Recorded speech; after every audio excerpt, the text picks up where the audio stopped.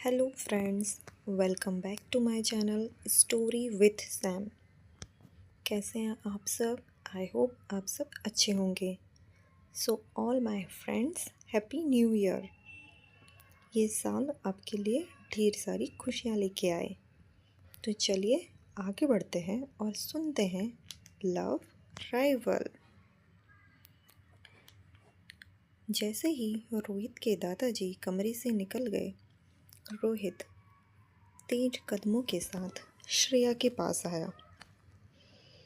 श्रेया ने जैसे ही रोहित को देखा, उसने कहा, I am sorry mister Randhawa.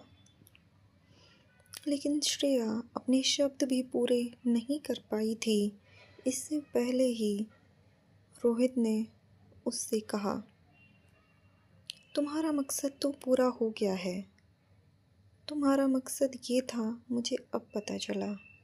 तुम इतनी ज़्यादा माइंडेड हो, ये तो मैंने कभी सोचा भी नहीं था। तुम अपने चाइल्ड को इस तरीके से यूज़ करोगी मुझसे शादी करने के लिए, ये तो मैं सपने में भी कभी नहीं सोच सकता था।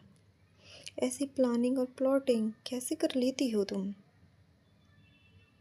और रोहित की ये सब बातें श्रेया के दिल में तीर की तरह चुभी। पर श्रेया ने अपने आप को डिफेंड नहीं किया। यदि वो मुझ पर बिलीव नहीं करता है तो एक्सप्लेन करने का कोई मतलब ही नहीं बनता है। श्रेया ने सोचा, मैं और स्कीमिंग, प्लानिंग एंड प्लॉटिंग कभी नहीं। बट मिस्टर रंधावा को समझाने का कोई मतलब नहीं है, क्योंकि उन्होंने अपने मन में मेरी ऐसी छवि बना ली है कि आज मैं कुछ एक्सप्लेन भी करूँगी तो उनको ये सब झूठी लगेगा।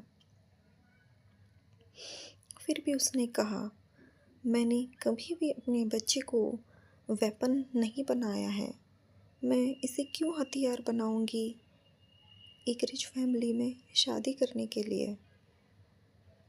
आपको कुछ मिसअंडरस्टैंडिंग हो गई है।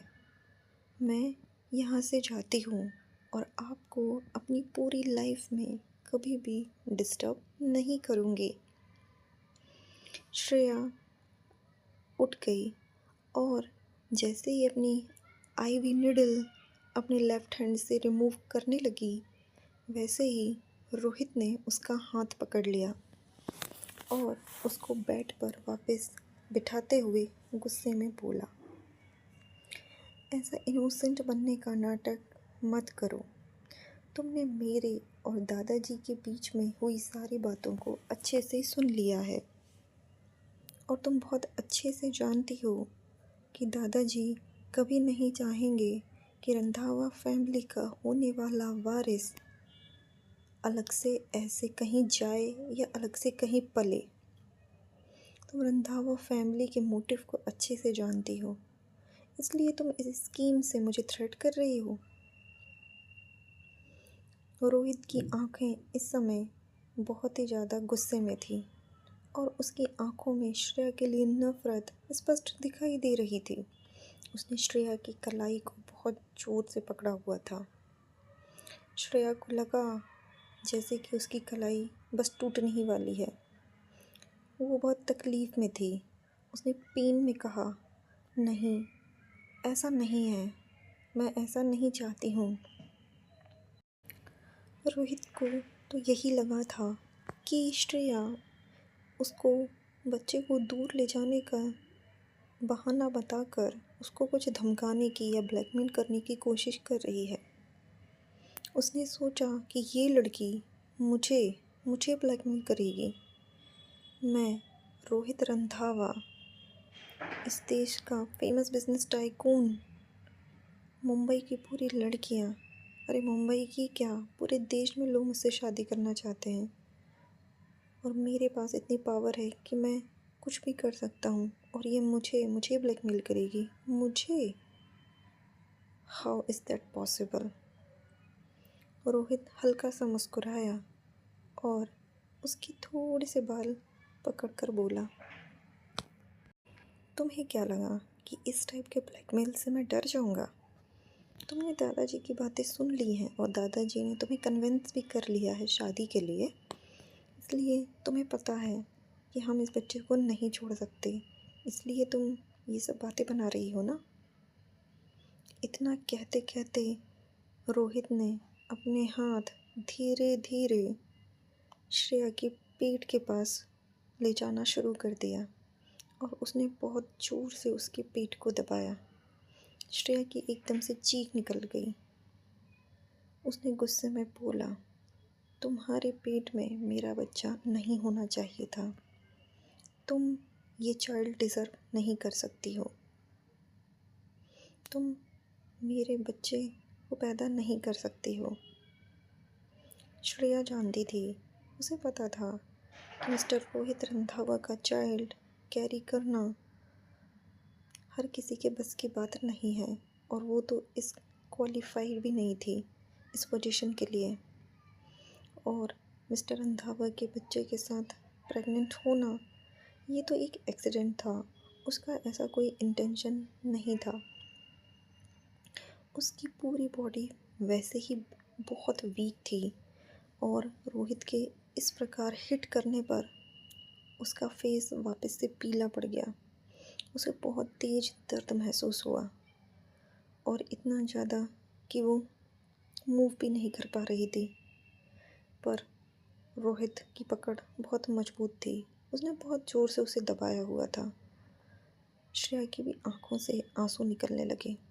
उसने धीरे से कहा, मिस्टर रंधावा, यदि आप ये बच्चा नहीं चाहते हैं तो हम एक काम करते हैं, इसका अबॉर्शन करवा देते हैं।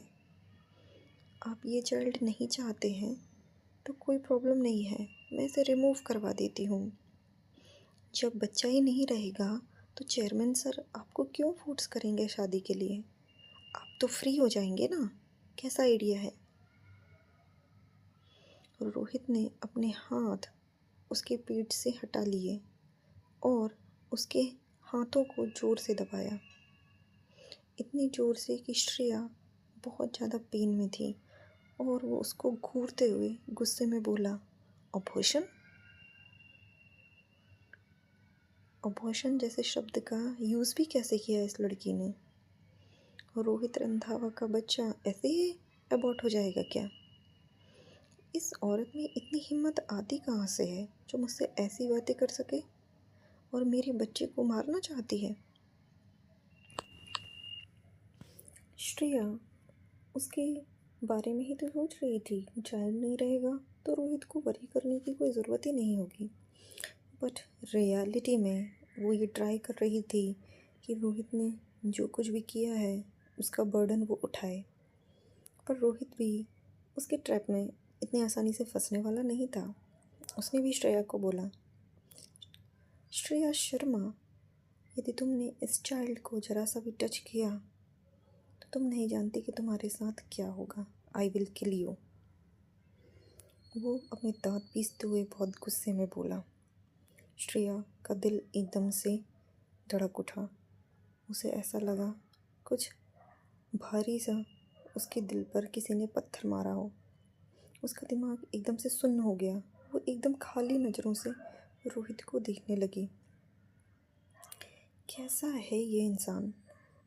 या तो इसको बच्चा चाहिए कि नहीं चाहिए, पता नहीं ये क्या करना चाहता है।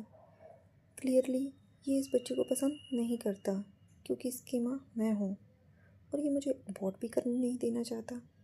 आखिर इसके मन में चल क्या रहा है? यदि हम दोनों के बीच में ये बच्चा नहीं रहेगा तो हम दोनों एक दूसरे के साथ इन्वॉल्व नहीं हो पाएंगे और हमारी शादी की भी कोई बात नहीं होगी और दादाजी भी फोर्स नहीं करेंगे रोहित को। फिर पता नहीं क्यों ये ऐसा बिहेव कर रहा है। हम दोनों अपनी अपनी ज़िंदगी जी सकते हैं, ये चाइल्ड अबॉर्ट हो जाता है तो ये तो दोनों के लिए अच्छा है ना। जब वो ये सब बातें सोच ही रही थी तब रोहित की शांत आवाज़ उसके कानों में पड़ी, listen, I will marry you but. So friends, आपको क्या लगता है कि रोहित श्रेया से शादी करने के लिए क्यों तैयार हो गया है? यदि आप लोग भी इस बात को जानना चाहते हैं तो सुनते रहिए लव राइवल।